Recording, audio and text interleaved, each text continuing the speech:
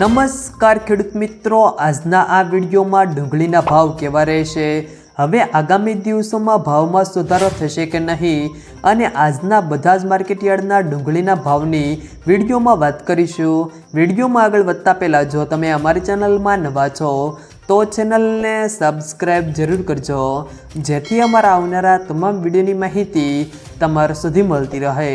તો ચાલો શરૂ કરીએ આજનો આ વિડીયો।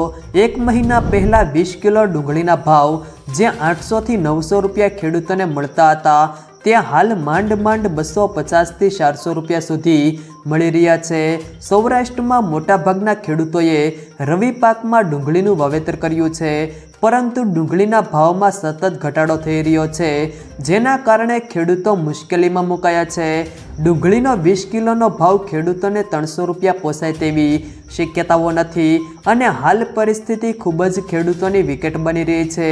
જો આ સિઝનમાં આવો ને આવો સામાન્ય ભાવ રહેશે તો આગામી વર્ષમાં ડુંગળીના વાવેતરમાં મોટી સંખ્યામાં ઘટાડો થશે અને સમય અંતરે ડુંગળીના ભાવ ઘટતા રહેશે તો એકંદરે ખેડૂતો ડુંગળીનું ઉત્પાદન કરવાનું બંધ કરશે।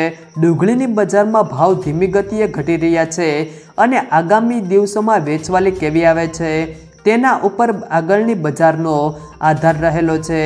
ડુંગળીના ભાવ છેલ્લા 2-3 દિવસમાં મણે રૂપિયા 25 થી 30 જેવા ઘટ્યા હતા, પરંતુ જે મોટો ઘટાડો થવાનો હતો એ થઈ ગયો છે।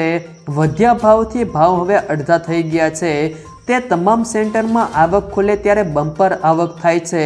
ડુંગળીના વેપારીઓ કહે છે કે સરકાર દ્વારા જો નિકાસ ડ્યુટી દૂર કરવામાં આવે તો બજારમાં ટેકો મળશે, નહીંતર ભાવ ધીમી ગતિએ ઘટતા જશે અને હજી પણ મણે રૂપિયા 50 થી 100ની મંદી થાય તેવા સંજોગો નકારી શકાય તેમ નથી।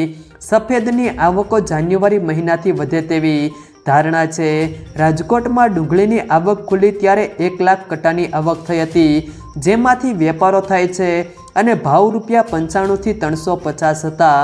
જો મિત્રો વિડીયો પસંદ આવ્યો હોય તો વિડીયોને લાઈક કરો, તમારા મિત્રો સાથે શેર કરો અને જો તમે અમારી ચેનલમાં નવા છો તો ચેનલને સબસ્ક્રાઈબ જરૂર કરજો, જેથી અમારા આવનારા તમામ વિડીયોની માહિતી તમારા સુધી મળતી રહે।